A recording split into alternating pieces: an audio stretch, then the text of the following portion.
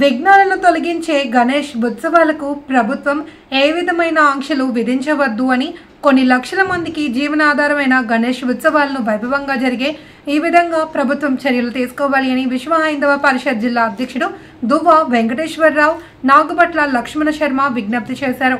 విశ్వ హైందవ పరిషత్ ఆధ్వర్యంలో కాకినాడ జిల్లా పిఠాపురంలో మీడియా సమావేశాన్ని ఏర్పాటు చేశారు. ఈ సందర్భంగా వెంకటేశ్వరరావు నాగబట్ల లక్ష్మణ శర్మ మాట్లాడుతూ ప్రజలందరూ మట్టి విగ్రహాలతో గణేష్ ఉత్సవాలు జరుపుకొని పర్యావరణ పరిరక్షణలో భాగస్వాములు అవ్వాలి అని, అదేవిధంగా గణేష్ ఉత్సవ మండపాలు ఏర్పాటుకు ఏ విధమైన ఇబ్బందులు ఉన్నా తమ దృష్టికి తీసుకురావాలి అని ఈ సందర్భంగా వారు తెలియజేశారు. ఈ మీడియా సమావేశంలో సురేంద్ర, దత్తు, ఈశ్వర్రావు, అరిగెల ప్రసాద్, చంద్రశేఖర్ తదితరులు పాల్గొన్నారు. అక్కడ ఆ భగవంతుడు మనందరినీ కూడా కలిపి ఈ దేశాన్ని ధర్మాన్ని కూడా సంరక్షణగా చూస్తాడు.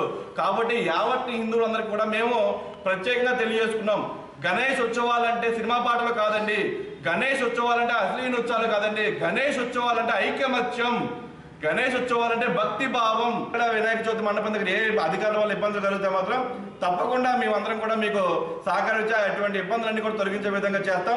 మా యొక్క నెంబర్ వచ్చి 9381244348 ఫోన్ చేసినట్లయితే తప్పకుండా మీరు ఎక్కడైతే సమస్య ఈ కాకినాడ జిల్లాలో ఎక్కడైతే సమస్య వస్తుందో అక్కడ ప్రతి చోట కూడా మేము మీకు అందుబాటులో ఉంటాం. తప్పకుండా ఇది కూడా క్లియర్గా చెప్తున్నాను, ఎవరైతే సాంప్రదాయబద్ధంగా చేస్తారో వాళ్ళకి మాత్రమే మా అండదండలు ఉంటాయి. సినిమా పాటలు పెట్టి అశ్లీల నృత్యాలు పెట్టి ఎవరైతే మద్యం తాగే కార్యక్రమాలు చేస్తారో అక్కడ మేము ఎట్టి పరిస్థితుల్లోనే రాము, వాటిని మేము వ్యతిరేకిస్తున్నాం. ముందుగా అందరికీ వినాయక చవితి శుభాకాంక్షలు. అందరికీ జై శ్రీరామ్. ఈ సంవత్సరం 27వ తారీఖు బుధవారం నాడు చక్కగా వినాయక చవితి ప్రారంభమవుతోంది.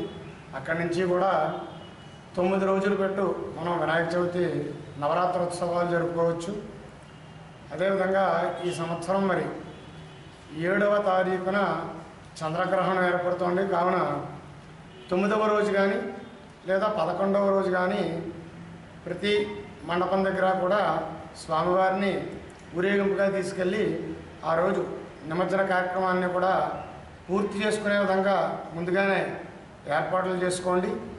అదేవిధంగా ఎందుకంటే మనకి 7వ తారీఖున చంద్రగ్రహణం ఏర్పడుతోంది. గ్రహణం ప్రారంభం కాకముందే మనకి నవరాత్రి అంతా కూడా పూర్తయిపోతుంది. 9వ రోజు లేదా 11వ రోజున కానీ ఈ ఊరేగింపు నిమజ్జన కార్యక్రమం అంతా కూడా చక్కగా